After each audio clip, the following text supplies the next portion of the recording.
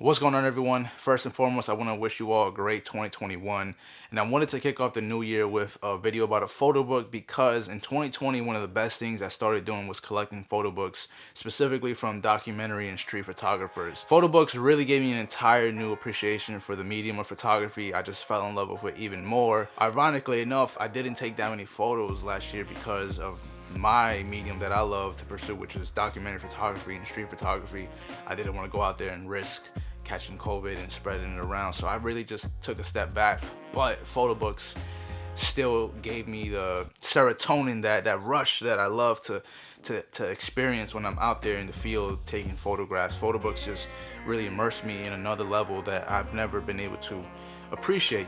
Today I'm going to be covering none other than Gordon Parks, and this book is The Atmosphere of Crime, 1957. This book is very, very, very special because Gordon Parks, if you don't know who he is, please go look at this man's catalog. He was probably, in my opinion, the greatest photographer of all time, just because he was an African American photographer working in the 40s and the 50s and the 60s throughout all that segregation and racial injustice and the things that African Americans dealt with that no one else was dealing with at the time in America. So for him to be a documentary photographer, to be out there with his camera as a black man, he just was doing things that no other photographer could compare to, obviously, with the challenges he was faced up against. And his work to this day is just growing more and more in notoriety, and it's impacting people even more than it probably did back then, because now we're able to look at it from that lens of history, that lens of appreciation that he was out there just being there. But then also the timeliness of this book. These are photographs from the 40s and 50s that really still speak to the times today that African Americans are going through. And so he's reached a new level of admiration in photography because he was out there doing things that no one else was doing. And this book speaks to those times, how they're still pretty relevant despite the progression we've believed that we have seen. So I want to walk you through this photo book to show you a couple of the images. All right, everybody. So this is the front cover of The Atmosphere of Crime, 1957 by Gordon Parks, published by the Gordon Parks Foundation. I'm sorry for the glare right here. So, this is the front cover. Incredible, striking image, frame within a frame. He's using the shadows to really draw you into the edge where the hand is sticking out and is smoking a cigarette. So quick background behind this book. Life magazine had asked Gordon Parks to illustrate a recurring series of articles of crime in the United States in 1957. He had already been a staff photographer for nearly a decade, the first African American to hold his position. Parks embarked on a 6-week journey that took him and a reporter to the streets of New York, Chicago, San Francisco, and Los Angeles.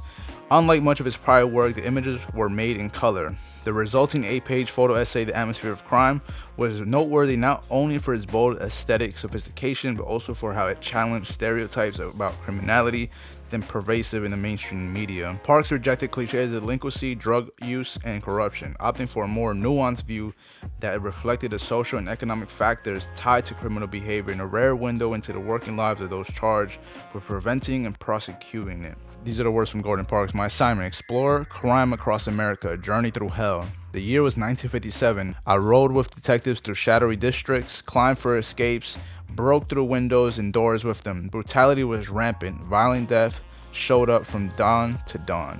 So this is probably a detective right here. And here he's able to get this beautiful silhouette. You can see the street lights just bringing in more ambiance, and he's in the back seat of probably the detective car, and he's not only focusing on crime, but he's showing them as well. That's that duality that I think photography speaks to all the time. This is one of Gordon Parks' most striking and famous photos, and it's one of the references for Lovecraft Country on HBO. Here he has this incredible silhouette of a police officer. Background behind him is the street life itself. You have these bold neon signs that you don't really see anymore, and then he's able to just do a silhouette with just the sky alone, and it just makes this police officer look bigger than life. And maybe that was his reasoning for framing it this way, because the police has such a huge force and authority in our country, and he wanted to probably demonstrate that with just one photo in one frame. Absolutely amazing work with the silhouettes inside the detective's car. Look at this, man. Like, this just transports you to an entirely different time. Seriously.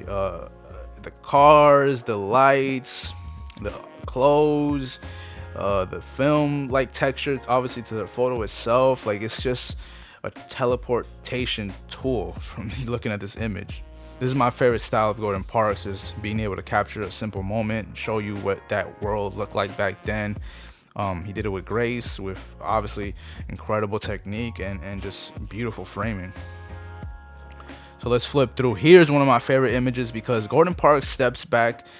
He's focusing obviously on the detectives doing their job, quote unquote, busting through someone's door. They have this little gun on them, but he's showing you the hallway. So you see this dirt, you see how gritty this hallway looks. So you don't know the circumstances these people are living in. You don't know why they're doing what they might be doing. You don't know how they got to this point. And we all know crime and poverty, they're very complex issues, and they sometimes go hand in hand, and we know that Gordon Parks knew that as well because of how he framed this. So here's one of those photos where you're like, whoa, you know, like, what is going on? What happened to this person? Why do they have all these bruises and marks? We don't know the backstory, and that's what photography I love about it, where it makes you wonder, it makes you curious, and it makes you ask all these questions that you might not ask if you were just to see this on the mainstream media. You don't have that context, so we don't know if this is because of police brutality. We don't know if this is because of a domestic abuse or whatever the case may be.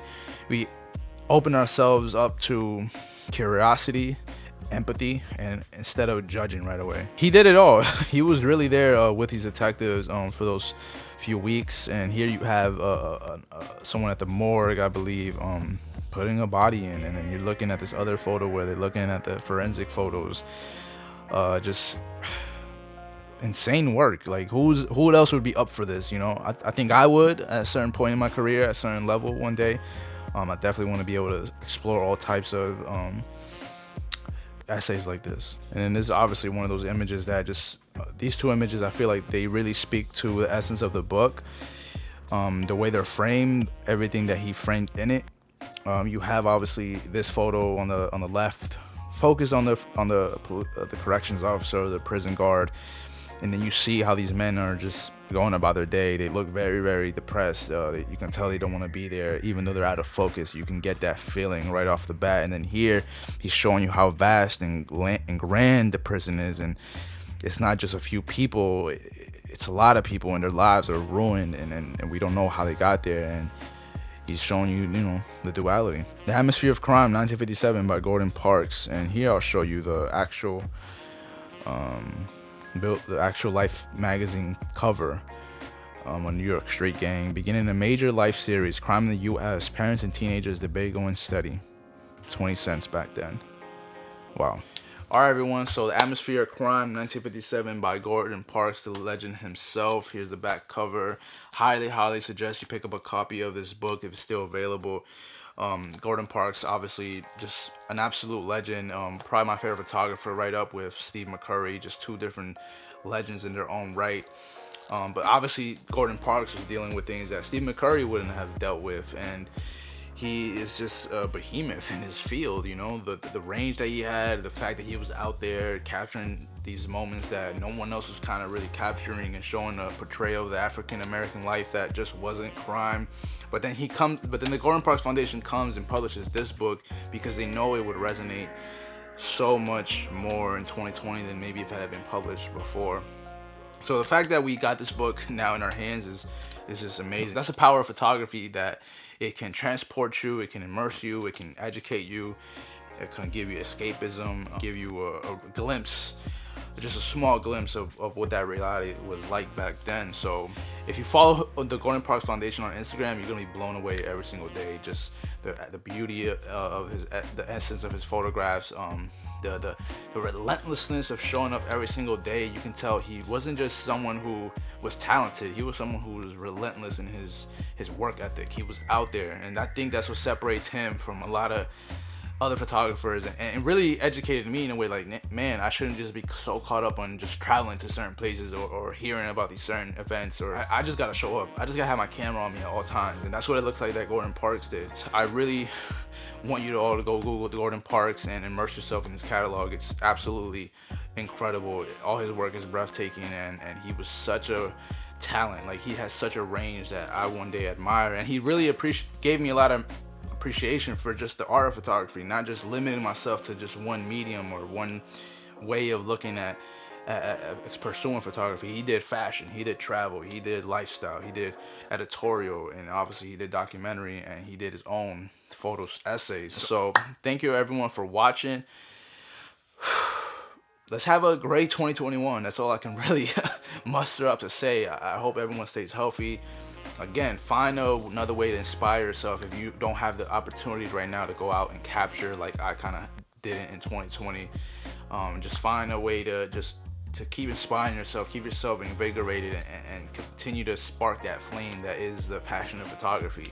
And photo books, for me, it was easily my way of doing so last year. And I have a couple other that I want to show that I collected last year, and I'm going to be collecting more this year. So please let me know your thoughts of Gordon Parks, the atmosphere of crime, in the comment section below, or even just of his work in general. I would love to just start a conversation about his work, because I'm truly inspired by Gordon Parks. So thank you everyone for watching, and I'll catch you all in the next video.